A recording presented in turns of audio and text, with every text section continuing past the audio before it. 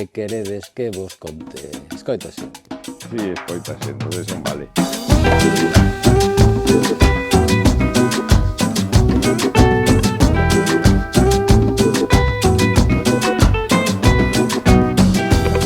Hai que mirar o pasadiño. Boas tardes, somos os pesados de sempre. Hola. Hoxe falando vos de literatura latinoamericana. Poesía non collemos, non? Non, é todo literatura. narrativa, prácticamente. Que si o realismo máxico, que si non sei que... Porque hai autores que nos gustan moito. Por exemplo, mira, García Márquez. De García Márquez temos non todo o que publicou, porque publicou moito, sí. Pero temos peña, falalles aquí ti de García Márquez. Bueno, Que a mí me teñen moi visto sacos en paquetes de discos. Bueno, aquí escollemos, porque había unha caixa inteira, escollemos dous libros, que son El coronel no tiene que le escriba, que é unha novela corta, e El general en su laberinto, que é un dos mellores principios da literatura sudamericana, cando está fala de Bolívar metido na bañeira e como se levanta como un delfín. E El coronel tiene que le escribe, pois é a típica digamos, historia sobre os males da burocracia, e porque o coronel está esperando e esperando a que chegue unha carta que non dá chegado. Está esperando en Macondo. En Macondo.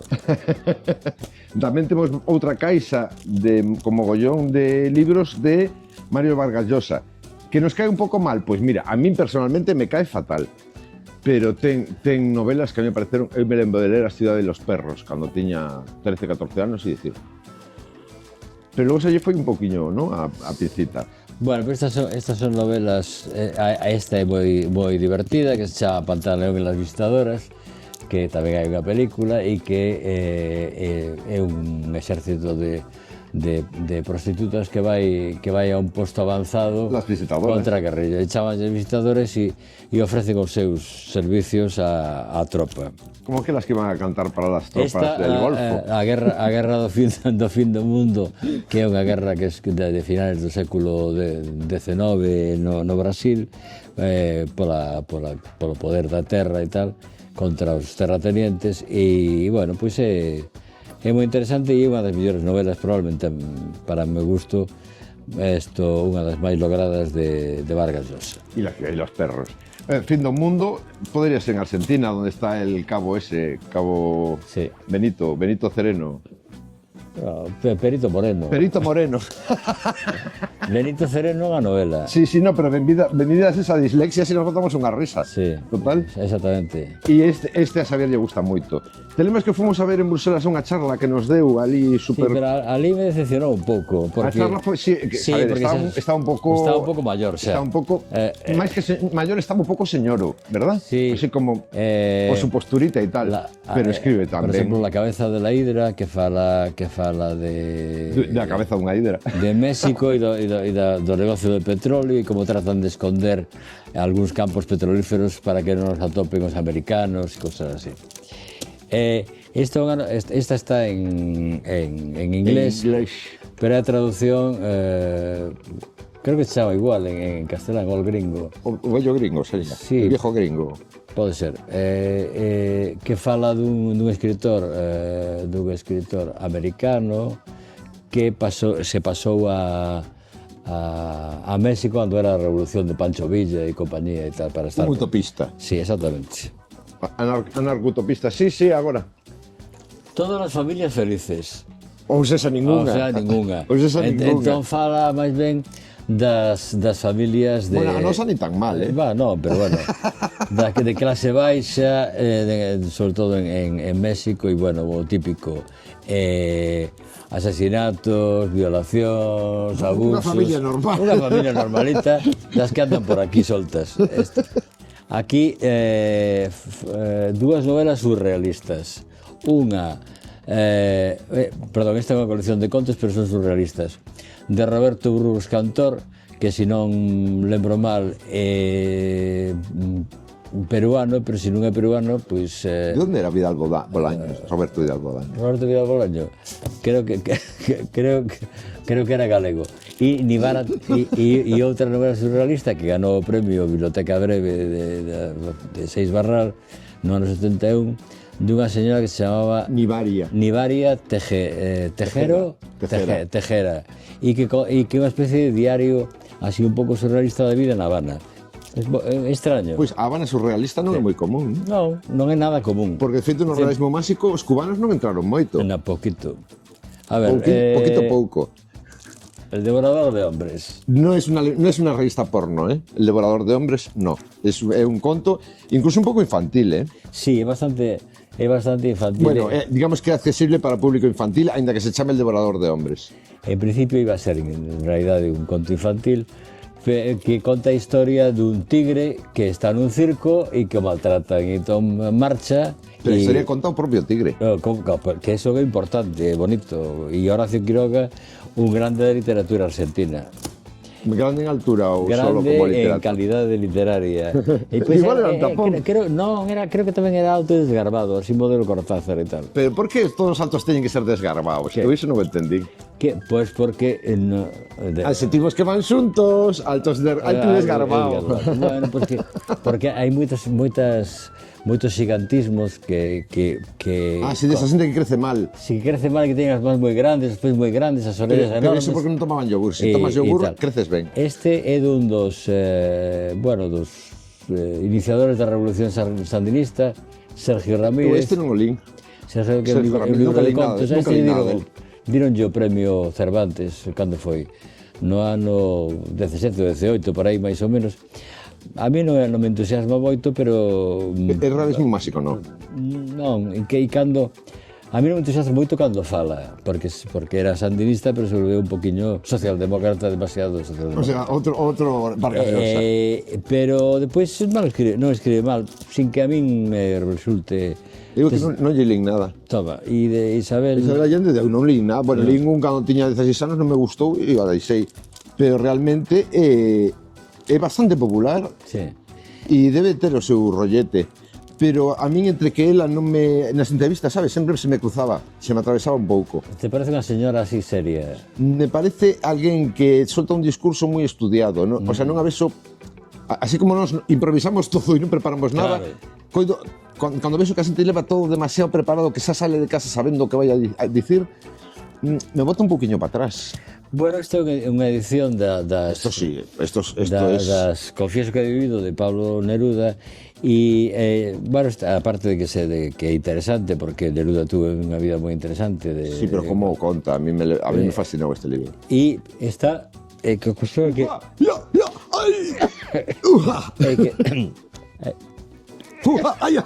Isto conta... está porque... Era unha edición que agasallaba a Caixa de Aforros de Vigo. E isto ven a conto... Ven a conto, digamos, de expropiación... Soltemos unos pestes aí. Da expropiación que nos está facendo a banca do que había do patrimonio. Porque a Fundación Caixa de Aforros non pode pertencer á banca, porque é unha fundación Caixa de Aforros. Todo eso estaba mercado para que pertencese ao pobo de Vigo. Incluído o Teatro Cine Fraga. E toda a obra plástica, en fin. Bueno, en fin. Que chegaron... Es que sois unos repugnantes, estos bellos que rasman. No, chegaron os venezolanos e o... Topa a mí. O Feijóo, que bueno, que esperemos que non chegue... Núñez, que esperemos que non chegue nada máis do que está ahora, que sabe máis do que merece. Que un hombre revoltado contra sí mismo, pois decidiu que lle regalaba as caixas a Maduro.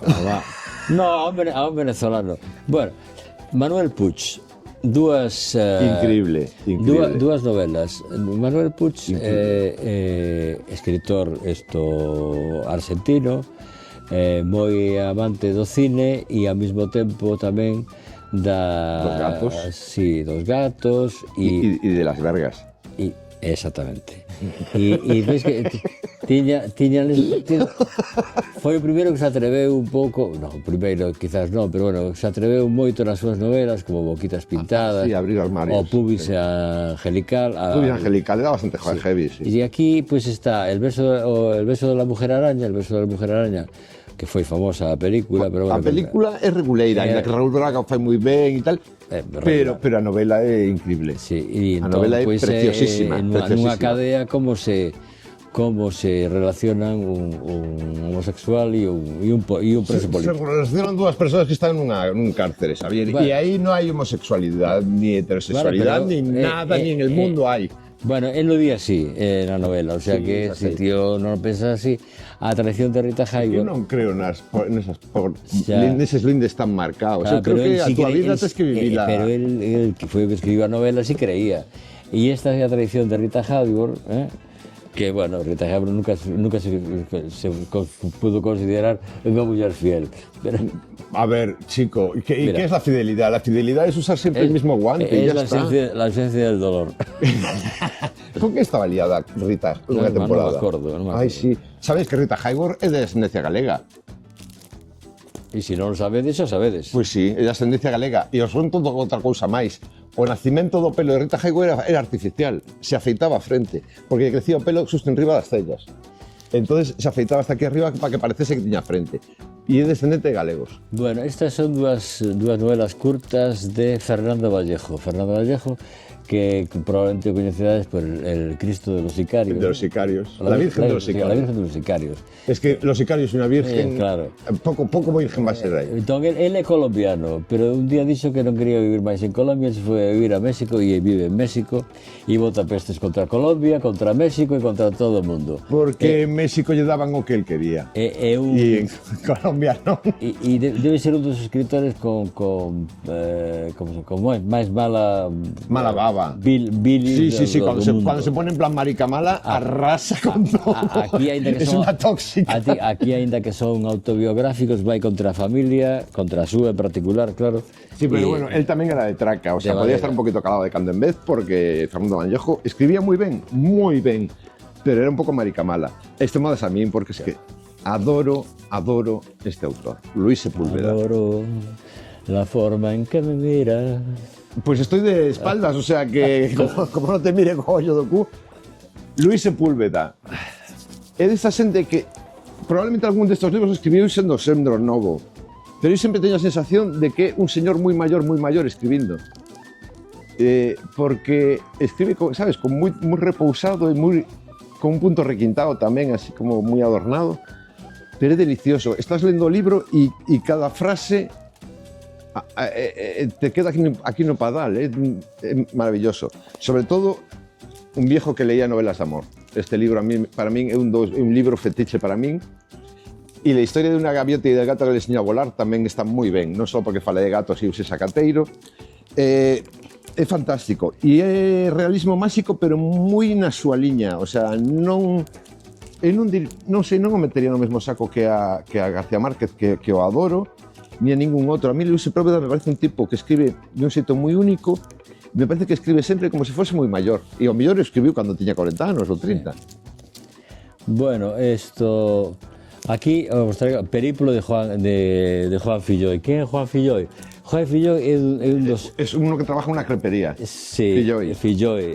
Era, sí, originalmente de Pontevedra, non te digo, non te Pues digo nada algún- máis. algunha filla Era suiz en, como se chama, Era suiza y parte. en Argentina, que é onde viviu Estás de toda a súa coña. vida. Los 80.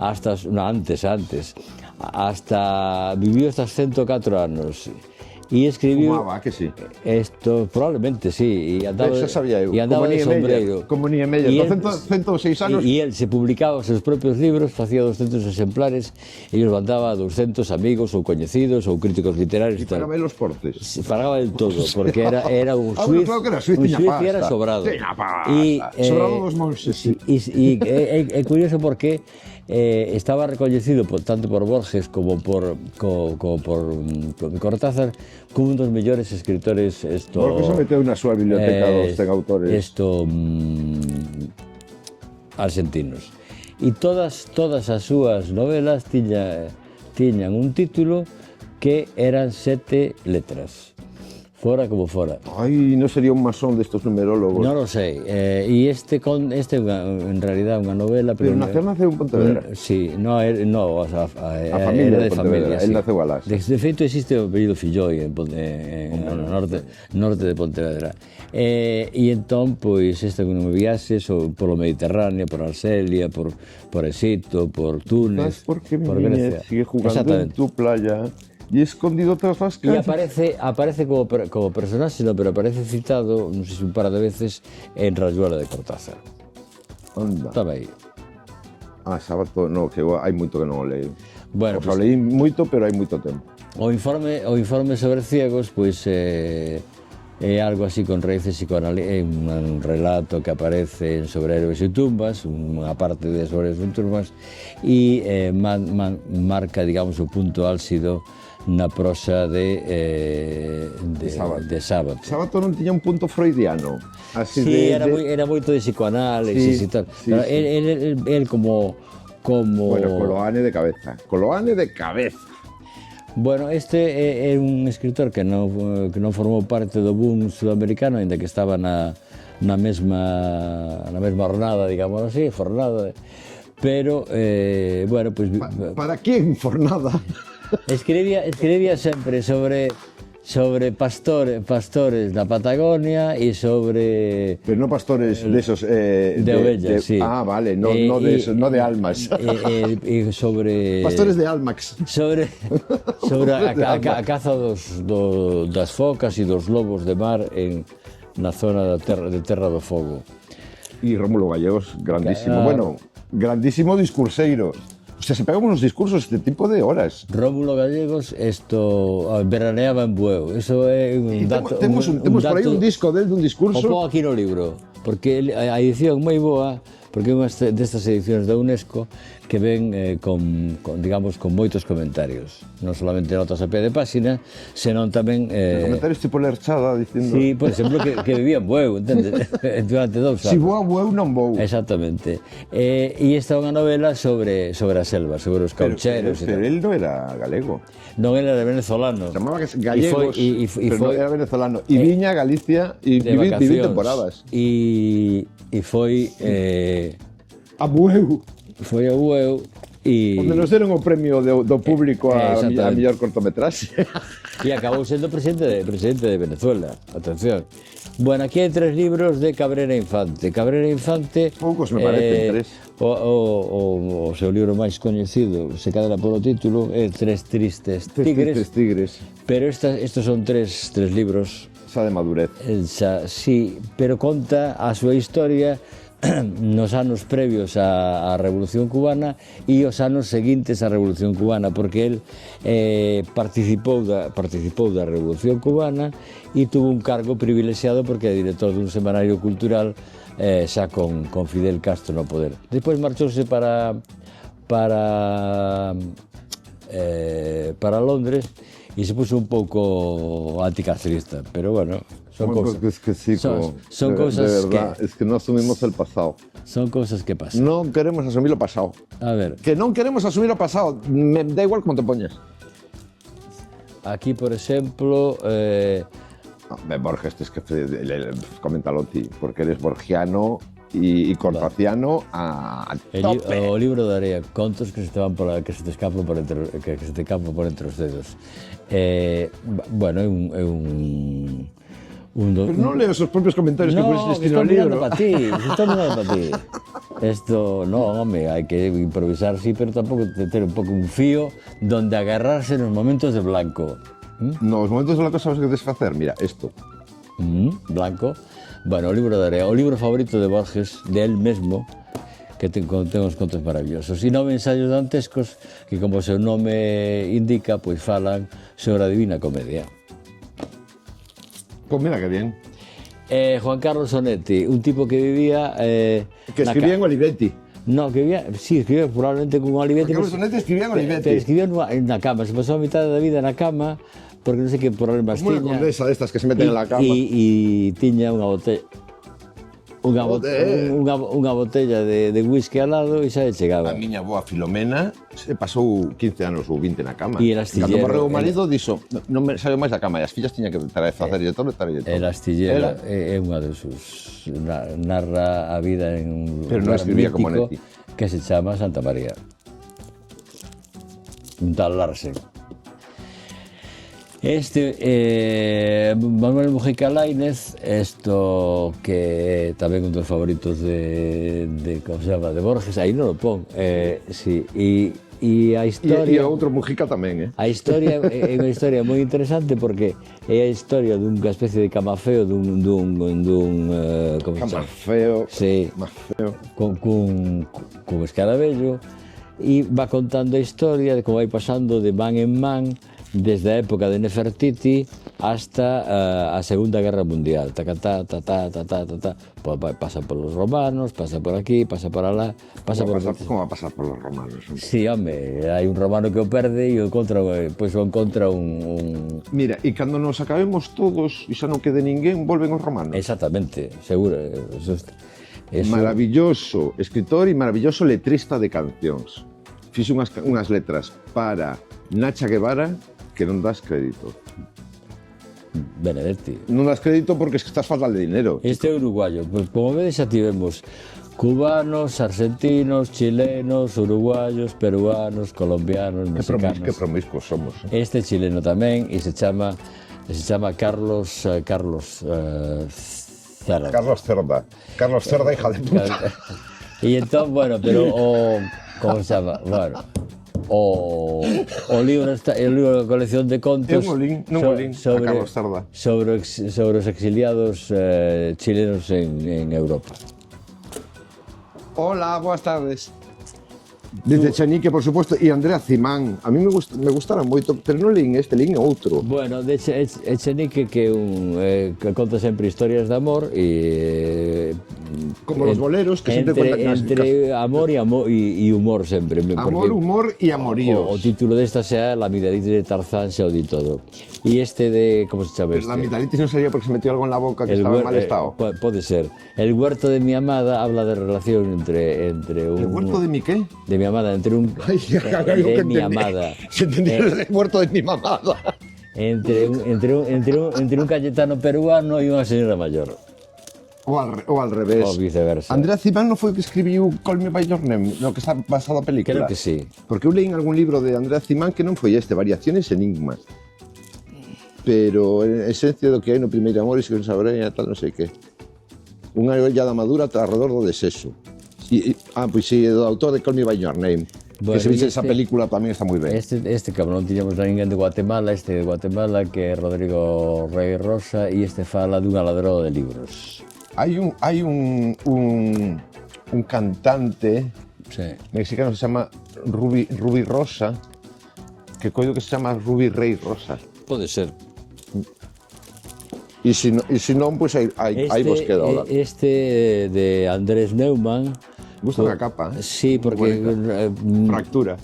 Ademais de ser fractura, fala de Xapón e entón fala das fracturas do Xapón e da técnica esta que Sí, de poñer fío de ouro para soldar as cerámicas. Sí, porque fala un pouco de dúas historias, que son a historia de Hiroshima e Nagasaki, un tipo que o pillan nas dúas, ademais.